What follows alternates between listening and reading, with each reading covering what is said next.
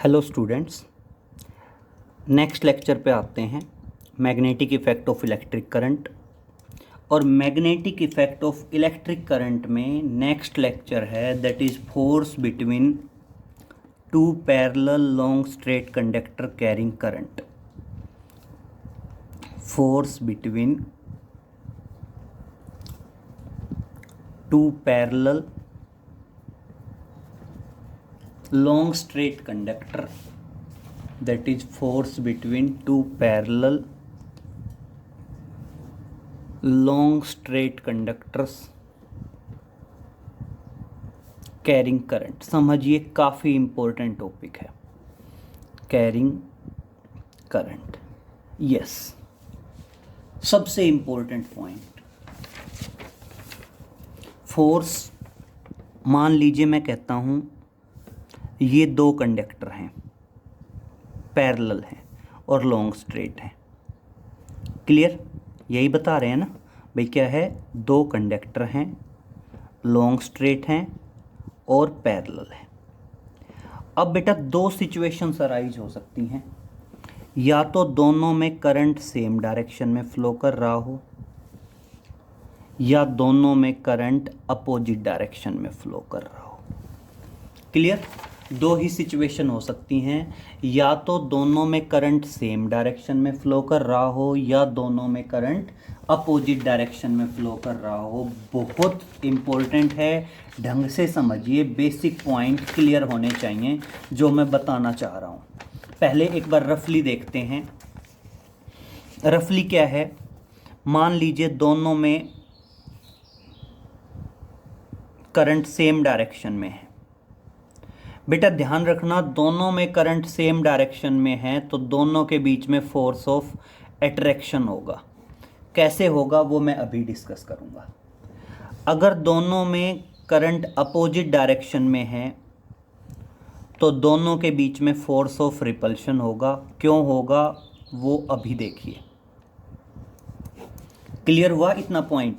अगर current same direction में है तो दोनों एक दूसरे को अट्रैक्ट करेंगे, और अगर करंट अपोजिट डायरेक्शन में है तो दोनों एक दूसरे को क्या करेंगे? रिपेल करेंगे। अब पॉइंट समझिए क्यों अट्रैक्ट करेंगे। मान लीजिए पहला कंडक्टर है, इसमें फ़्लो करने वाले करंट को I1 कह सकते हैं, और इसमें फ़्लो करने वाले करंट को क्या कहा जा सकता है बेटा? I2 कहा जा सकता है। क्लियर? अब मैं कहता हूँ पहले कंडक्टर का मैग्नेटिक फील्ड यहाँ पे कैलकुलेट करना है। ये पहला कंडक्टर है, पहले कंडक्टर का मैग्नेटिक फील्ड कहाँ पे? इस पॉइंट पे। डायरेक्शन दी जाएगी by using right hand thumb rule. किसका यूज़ करके? राइट हैंड थंब रूल का यूज़ करके। बेटा राइट हैंड थंब रूल का यूज़ करके जब डायरेक्शन देंगे तो देखना, राइट हैंड थंब रूल का यूज़ करके यहाँ पे डायरेक्शन आएगी परपेंडिकुलर इनवर्ड, मतलब जो प्लेन ऑफ द पेपर है उसके परपेंडिकुलर होगी, और कहाँ होगी? इनवर्ड होगी। तो मान लीजिए इनवर्ड क्या आ गया? ये मैंने इनवर्ड शो कर दिया, और ये अपने आप में क्या है? B1 है। B1 क्यों कहा? क्योंकि ये पहले कंडक्टर का मैग्नेटिक फील्ड है। क्लियर? अब समझिए, अब मैं दूसरे कंडक्टर को डील करता हूँ। दूसरे कंडक्टर को डील करेंगे तो अब इस पे लगाएंगे Fleming's left hand rule, that is Fleming's left hand rule. अब समझिए फ्लेमिंग्स लेफ्ट हैंड रूल क्या है। बेटा फ्लेमिंग्स लेफ्ट हैंड रूल के लिए लेफ्ट हैंड का यूज करेंगे। इस कंडक्टर को देखें, इस कंडक्टर में करंट भी फ्लो कर रहा है, इस कंडक्टर में मैग्नेटिक फील्ड भी परपेंडिकुलर इनवर्ड है, तो इस कंडक्टर पे जो फोर्स आएगा वो फोर्स कहाँ आएगा? इस तरफ आएगा, और इस फोर्स को मैं F21 कह सकता हूँ, force on second conductor due to first conductor, या सिंपल F2 कह दीजिए, कोई फर्क नहीं पड़ता। तो एक चीज़ क्लियर हुई कि पहले कंडक्टर ने दूसरे कंडक्टर पे फोर्स लगाया कहाँ? अंदर की तरफ। अब चलो इस पे बात करते हैं। समझना, मैं कहता हूं दूसरे कंडक्टर का मैग्नेटिक फील्ड निकालना है यहां पे। ठीक है, तो अब बेटा सेम वही राइट हैंड थंब रूल का यूज करेंगे। राइट हैंड थंब रूल का यूज़ करेंगे। सेकंड कंडक्टर का मैग्नेटिक फील्ड है तो सेकंड कंडक्टर पे लगाएंगे, सेकंड कंडक्टर पे लगाएंगे तो यहाँ पे मैग्नेटिक फील्ड क्या आएगा, परपेंडिकुलर आउटवर्ड आएगा। परपेंडिकुलर आउटवर्ड में ऐसे शो कर दूं, ये B2 मान लूं, that is magnetic field of second conductor. अब इस पॉइंट पे यहाँ पे लगाया जाएगा फ्लेमिंग्स लेफ्ट हैंड रूल। तो फ्लेमिंग्स लेफ्ट हैंड रूल लगेगा तो फोर्स की डायरेक्शन आएगी अंदर की तरफ, और इस फोर्स को मैं क्या कह दूं, F1 कह दूं। और अब देख लीजिए, पहले कंडक्टर पे फोर्स लगा इधर और दूसरे कंडक्टर पे फोर्स लगा इधर, मतलब दोनों ने एक दूसरे के ऊपर फोर्स लगाया एक दूसरे की तरफ, और इसलिए दोनों के बीच में क्या हो गया, फोर्स ऑफ अट्रैक्शन हो गया। क्लियर? तो यहाँ पे क्लियर हुआ कि अगर दोनों में करंट सेम डायरेक्शन में फ्लो कर रहा होगा तो दोनों के बीच में फोर्स ऑफ अट्रैक्शन होगा। क्लियर? मान लीजिए पहले कंडक्टर का करंट I1, दूसरे कंडक्टर का करंट I2। पहले कंडक्टर का जो मैग्नेटिक फील्ड आएगा वो B1 और परपेंडिकुलर इनवर्ड रहेगा। तो मान लो ये परपेंडिकुलर इनवर्ड, पहले कंडक्टर का मैग्नेटिक फील्ड B1 बता दिया, और इस पे जो फ्लेमिंग्स लेफ्ट हैंड रूल का यूज़ करके फोर्स की डायरेक्शन आई वो इनवर्ड आ गई, और इसको मैंने F2 कह दिया, फोर्स ऑन सेकंड कंडक्टर। अब दूसरे कंडक्टर का मैग्नेटिक फील्ड पहले पे क्या आएगा, परपेंडिकुलर आउटवर्ड, इधर शो कर दूं, और ये क्या आ गया, B2 वेक्टर, क्योंकि सेकंड कंडक्टर का मैग्नेटिक फील्ड है। और अब फ्लेमिंग्स लेफ्ट हैंड रूल का यूज़ करके फोर्स की डायरेक्शन क्या आएगी, इधर आएगी, और इस तरह से क्या कह देंगे, दोनों एक दूसरे के ऊपर फोर्स लगा रहे हैं और इसलिए दोनों के बीच में क्या रहेगा बेटा, फोर्स ऑफ अट्रैक्शन रहेगा। क्लियर? अब बात करते हैं सेकंड की। अब देखिए सेकंड में समझने वाली बात है, सेम वही पहले राइट हैंड थंब रूल, ये पहला कंडक्टर, पहले कंडक्टर का करंट I1, दूसरे कंडक्टर का करंट I2। पहले कंडक्टर का यहाँ पे मैग्नेटिक फील्ड B1 और क्या रहेगा, परपेंडिकुलर इनवर्ड रहेगा। लेकिन अब करंट की डायरेक्शन नीचे की तरफ हो गई, यहाँ करंट ऊपर था, हमने फ्लेमिंग्स लेफ्ट हैंड रूल लगाया तो फोर्स अंदर की तरफ आया था। अब जब हम इस पॉइंट पे फ्लेमिंग्स लेफ्ट हैंड रूल लगाएंगे तो फोर्स कहाँ आएगा, बाहर की तरफ आएगा। फोर्स कहाँ आएगा, बाहर की तरफ आ जाएगा। क्लियर? अब एक पॉइंट समझिए, अब आप कहते हैं कि चलो ठीक है, दूसरे कंडक्टर पे फोर्स लग गया बाहर की तरफ, अब पहले कंडक्टर की बात करते हैं। अब बेटा यहाँ पे जब आप इस कंडक्टर का मैग्नेटिक फील्ड यहाँ पे निकालेंगे राइट हैंड थंब रूल का यूज़ करके, तो वो क्या आएगा, परपेंडिकुलर इनवर्ड आएगा। क्लियर? और परपेंडिकुलर इनवर्ड आएगा तो मान लो मैं क्या कह देता हूँ, मैग्नेटिक फील्ड मैंने परपेंडिकुलर इनवर्ड शो कर दिया, B2 परपेंडिकुलर इनवर्ड हो गया। तो यहाँ पे जब फ्लेमिंग्स लेफ्ट हैंड रूल लगाएंगे तो फोर्स कहाँ आएगा, बाहर की तरफ आएगा, और इस तरह से दोनों क्या कर देंगे, एक दूसरे को रिपेल कर देंगे। और इसलिए हम कहते हैं कि करंट अगर अपोजिट डायरेक्शन में फ्लो कर रहा है तो दोनों के बीच में फोर्स ऑफ रिपल्शन होगा। क्लियर? तो मान लीजिए पहले कंडक्टर का करंट I1, दूसरे कंडक्टर का करंट I2। पहले कंडक्टर की वजह से यहाँ पे magnetic field perpendicular inward B1 vector, Fleming's left hand rule का यूज़ करके फोर्स की डायरेक्शन आउटवर्ड। फिर यहाँ पे दूसरे कंडक्टर की वजह से जो मैग्नेटिक फील्ड आएगा वो मैग्नेटिक फील्ड क्या होगा, परपेंडिकुलर इनवर्ड। दूसरे कंडक्टर का मैग्नेटिक फील्ड है इसलिए क्या कहेंगे, B2। और बेटा फ्लेमिंग्स लेफ्ट हैंड रूल का यूज़ करके जो फोर्स आएगा वो फोर्स की डायरेक्शन क्या आ जाएगी, आउटवर्ड। और दोनों एक दूसरे के अपोजिट डायरेक्शन में फोर्स लगा देंगे, इसलिए क्या होगा, दोनों के बीच में फोर्स ऑफ रिपल्शन होगा। क्लियर? तो यहाँ पे आप क्या कह सकते हैं, देखो एक्सप्लेनेशन देनी पड़ेगी अच्छे तरीके से कि direction of B1 vector is perpendicular inward by using right hand rule. किसका यूज़ कर सकते हैं, राइट हैंड रूल का यूज़ कर सकते हैं। तो देखो सिंपल है, आप नोट में डाल देंगे direction of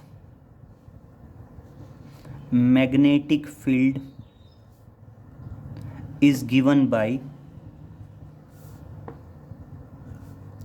right hand thumb rule या राइट हैंड रूल। ध्यान रहे, कोई भी मैग्नेटिक फील्ड है, किसी भी मैग्नेटिक फील्ड की डायरेक्शन किससे दी जाएगी? राइट हैंड रूल से दी जाएगी। एंड दूसरी बात, direction of force is given by Fleming's left hand rule. Fleming's left hand rule. Clear? तो सबसे पहली बात, आपको दोनों रूल आने चाहिए, फ्लेमिंग्स लेफ्ट हैंड रूल और राइट हैंड रूल, तभी आप कंक्लूड कर पाओगे डायरेक्शन कैसे अट्रैक्ट हुआ और कैसे रिपेल हुआ। हर एक में बताएंगे तरीके से एक्सप्लेन करके। और बस ये ध्यान रहे कि अगर करंट सेम डायरेक्शन में है तो फोर्स ऑफ अट्रैक्शन है, और अगर करंट अपोजिट डायरेक्शन में है तो फोर्स ऑफ रिपल्शन है।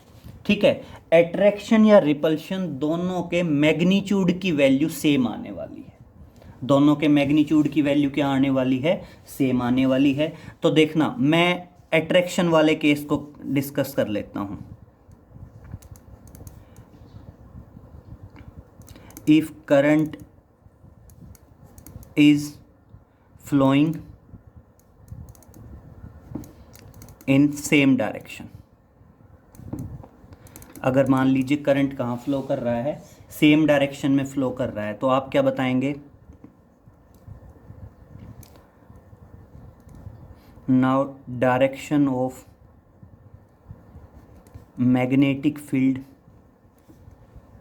B1 is perpendicular inward by using right hand rule।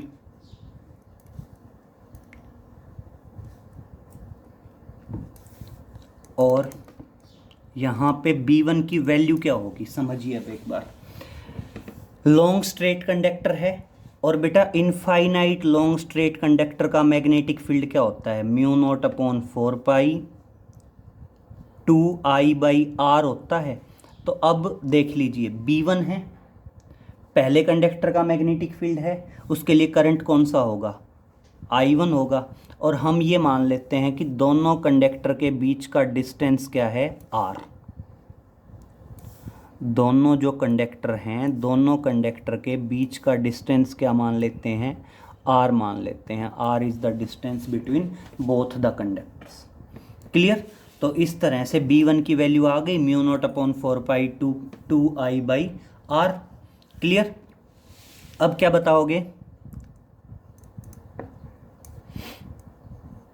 Now direction of force B2 second conductor पे है is towards the first conductor.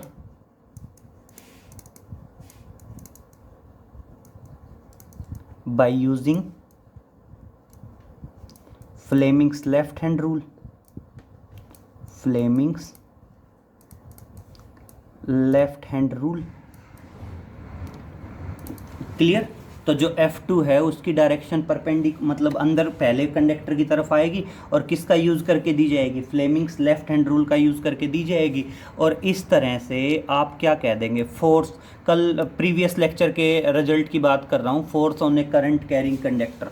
Force on A current carrying conductor क्या था? ILB sine theta. तो देखना, इस तरह से F2 क्या आ जाएगा? ILB साइन थीटा, यही होगा ना। तो ILB साइन थीटा आएगा, तो इसका मतलब समझिए I2, भाई इस कंडक्टर पे फोर्स निकाल रहे हैं, तो इस कंडक्टर का करंट मल्टीप्लाइड बाय लेंथ, मान लीजिए कंडक्टर की लेंथ है L, ILB, यहाँ पे मैग्नेटिक फील्ड क्या है? पहले कंडक्टर का साइन थीटा। साइन थीटा की जगह क्या आएगा? साइन 90 आएगा, क्योंकि कंडक्टर की लेंथ और मैग्नेटिक फील्ड के बीच का एंगल क्या है? 90 है। और यहाँ पे I2 है, B1 की वैल्यू रख देंगे, और इस तरह से F2 की वैल्यू क्या आ गई, F2 आ गया I2L, B1 की वैल्यू म्यू नॉट अपॉन 4 पाई 2I1/R और इंटू साइन 90 की जगह क्या आ गया 1, और F2 क्या आ जाएगा म्यू नॉट अपॉन 4 पाई 2I1I2/R और इंटू क्या आ जाएगा L।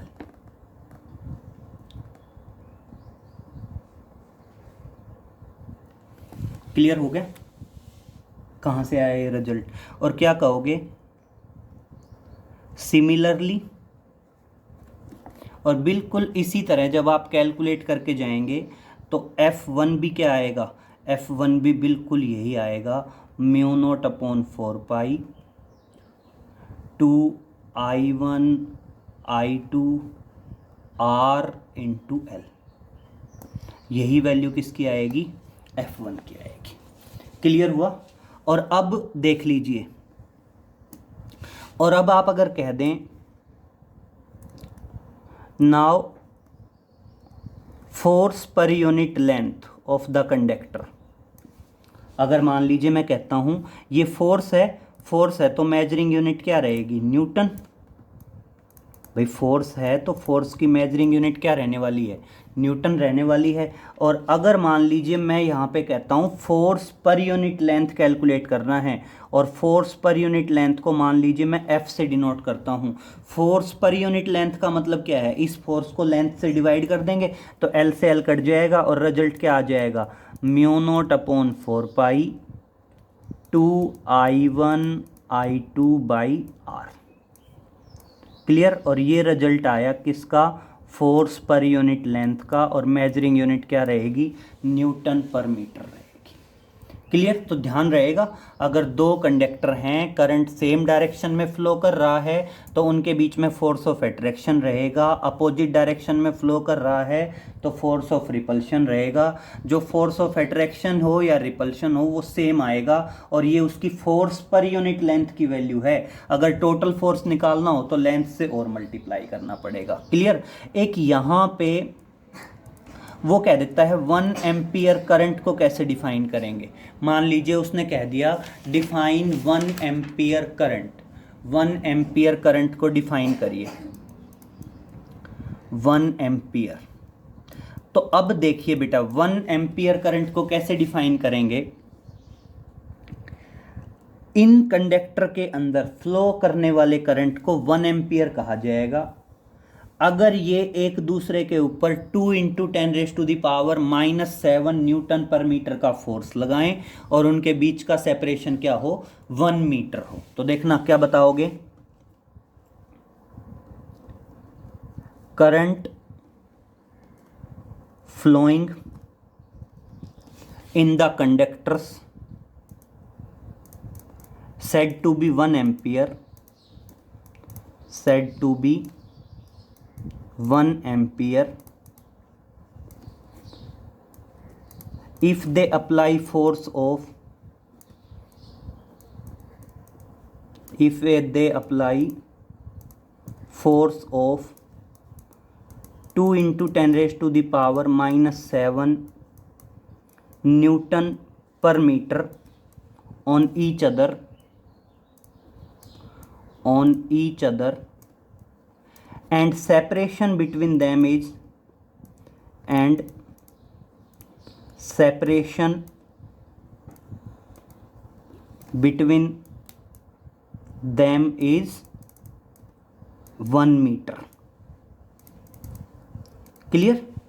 मतलब क्या है, उन दोनों के बीच में सेपरेशन 1 मीटर हो और दोनों एक दूसरे के ऊपर कितना फोर्स लगाएं, 2 × 10⁻⁻7 न्यूटन पर मीटर। जरूर ध्यान रखना फोर्स पर यूनिट लेंथ कितना हो, 2 × 10⁻⁻7 न्यूटन पर मीटर हो, तो उनके अंदर फ्लो करने वाले करंट को 1 एम्पियर कहा जाता है। ये 1 एम्पियर की डेफिनेशन काफ़ी इंपॉर्टेंट है, कई बार आई है कि 1 एम्पियर को डिफाइन कर दीजिए। क्लियर? इसको अच्छे से नोट कर लें, 2-3 मेन पॉइंट हैं, रिजल्ट याद रहे, ये ध्यान रहे कि करंट सेम डायरेक्शन में है तो अट्रैक्शन, अपोजिट में है तो रिपल्शन। और चौथा पॉइंट जो आपने ध्यान रखना है वो क्या है, 1 एम्पियर की स्टेटमेंट को ध्यान रखना है कि 1 एम्पियर को डिफाइन कैसे करेंगे। अब इसी पॉइंट पे एक न्यूमेरिकल देख लीजिए, इंपॉर्टेंट है, आसान है, समझ में आ जाएगा बहुत अच्छे से।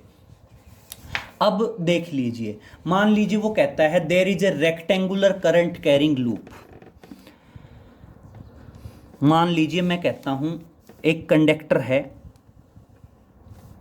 उस कंडक्टर में करंट फ्लो कर रहा है मान लीजिए 25 एम्पियर। क्लियर? मान लीजिए इसमें करंट फ्लो कर रहा है 25 एम्पियर। क्लियर? और अब मैं कहता हूं कि ये एक रेक्टेंगुलर लूप है,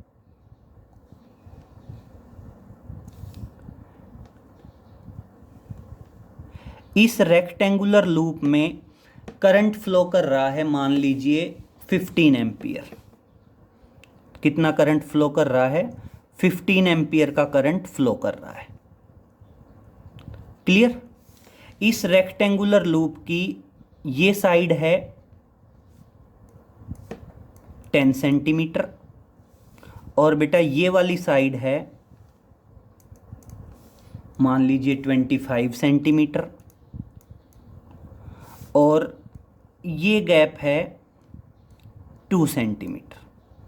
और अब मान लीजिए क्वेश्चन है calculate net force and net torque acting on the loop.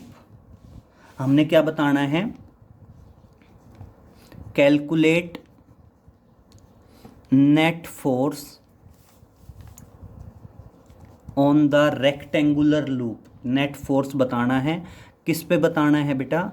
Rectangular loop पे बताना है। क्लियर? तो समझिए, सबसे पहली बात बेटा नेट टॉर्क तो 0 होगा, रोटेट तो कर ही नहीं सकती। अब बेटा यहां पे 4 कंडक्टर हैं अपने आप में।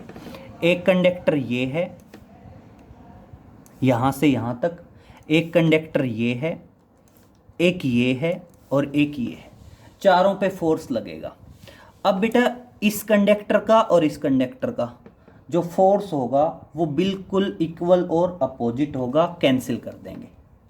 क्लियर? बच गया इन दोनों का। अब अगर मैं सेपरेटली इसको और इसको देखूं तो दोनों के बीच, दोनों में करंट अपोजिट डायरेक्शन में है। इस वायर में करंट ऊपर है, इस लूप के इस पार्ट में करंट नीचे है। और अगर अपोजिट डायरेक्शन में करंट है तो इन दोनों के बीच में क्या आएगा? फोर्स ऑफ रिपल्शन होगा। क्लियर? और हमने रेक्टेंगुलर लूप पे निकालना है तो हम ये वायर और ये वाला हिस्सा लेंगे। हम इस वायर की वजह से चारों पे करंट निकाल रहे हैं। देखो लूप के मैंने 4 कंडक्टर मान लिए, इस वायर की वजह से चारों पे फोर्स लगेगा। इसका और इसका तो कैंसिल हो गया। अब इसकी वजह से इस पे फोर्स कैसा लगेगा? रिपल्शन का। और बेटा इसमें और इसमें दोनों में डायरेक्शन सेम है तो इन दोनों के बीच में क्या होगा बेटा? फोर्स ऑफ अट्रैक्शन रहेगा। क्लियर? तो अब सबसे पहला टारगेट है कि हम फोर्स ऑफ अट्रैक्शन और फोर्स ऑफ रिपल्शन निकालें। तो देखना क्या बताओगे? नाउ फोर्स ऑफ अट्रैक्शन किसके बराबर आएगा? Mu naught upon 4 pi 2 I1 I2 by R और इंटू L। भाई ये तो फोर्स पर यूनिट लेंथ है और हमने टोटल फोर्स निकालना है तो लेंथ भी लेनी पड़ेगी। अब एक बात समझना बेटा, अट्रैक्शन के केस में डिस्टेंस अलग है, रिपल्शन के केस में डिस्टेंस अलग है। तो अट्रैक्शन वाले केस में डिस्टेंस RA बोल दें और रिपल्शन वाले केस में देखना म्यू नॉट अपॉन 4 पाई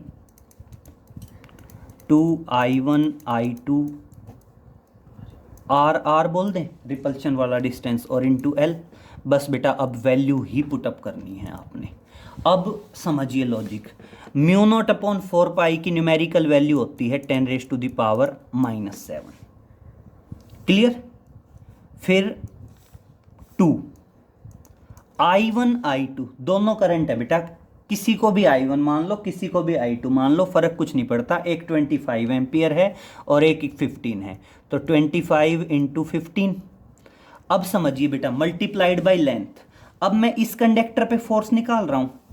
इस कंडक्टर की लेंथ क्या है 25 सेंटीमीटर, और मीटर में कन्वर्ट करेंगे तो कितना आएगा 0.25 आएगा, मीटर में कन्वर्ट किया तो। क्लियर। नीचे डिस्टेंस आर ए क्या है बेटा, ये यहां से यहां तक का डिस्टेंस। अब समझिए ये 2 सेंटीमीटर है और ये 12, तो टोटल कितना हो गया, सॉरी ये 2 है और ये कितना है 10, तो टोटल डिस्टेंस कितना हो गया 12 सेंटीमीटर। और सेंटीमीटर को मीटर में बदलेंगे तो वही 0.12। और इस तरह से बेटा इसको जब हम सोल्व करेंगे तो सोल्व करके आपकी ये वैल्यू आती है, that is 1.56 into 10⁻⁻⁴ Newton. Clear. और ये तो आपको क्लियर है, पहले ही लिखा हुआ है, ए मतलब एट्रैक्टिव। क्लियर। अब देखो, अगर मैं देखूं तो सारी वैल्यू सेम होगी सिवाय आर के। μ0/4 की न्यूमेरिकल वैल्यू तुम्हें पता ही है, कांस्टेंट है। 2 की जगह 2, I1 I2 25 और एक 25 है, एक 15 है। कंडक्टर की लेंथ वही 0.25 है। लेकिन समझिए, अगर रिपल्शन इन दोनों के बीच में है तो मेरे को इन दोनों के बीच का डिस्टेंस चाहिए, दैट इज 2 सेंटीमीटर, और मीटर में बदला तो 0.02। और बेटा जब इसकी वैल्यू कैलकुलेट करते हैं तो ये वैल्यू आती है आपकी, दैट इज कैलकुलेशन करके देखेंगे ये वैल्यू बताई हुई है, आएगी आपकी 9.4 के अराउंड आनी चाहिए। 9.37 है इंटू 10⁻⁻⁴ न्यूटन। और ये कौन सा है, रिपल्सिव। क्लियर। अब देखना, वैसे भी हमें पता था डिस्टेंस के इन्वर्सली प्रोपोर्शनल है, रिपल्शन का डिस्टेंस कम है तो रिपल्शन का फोर्स आएगा ही आएगा। तो इस तरह से नेट फोर्स क्या आएगा, नेट फोर्स F किसके बराबर आएगा, रिपल्शन माइनस एट्रैक्शन घटा दें और आप ये बता दोगे नेट फोर्स किसका आएगा, रिपल्शन का आएगा। और नेट फोर्स की वैल्यू क्या होगी, नेट फोर्स रिपल्शन का होगा, और नेट फोर्स की वैल्यू क्या होगी, इसमें से ये सब्ट्रैक्ट कर देंगे 9.37 माइनस 1.56 और इंटू 10⁻⁻⁴ तो कॉमन है ही। और ये सोल्व करेंगे तो ये आएगा आपका 7.81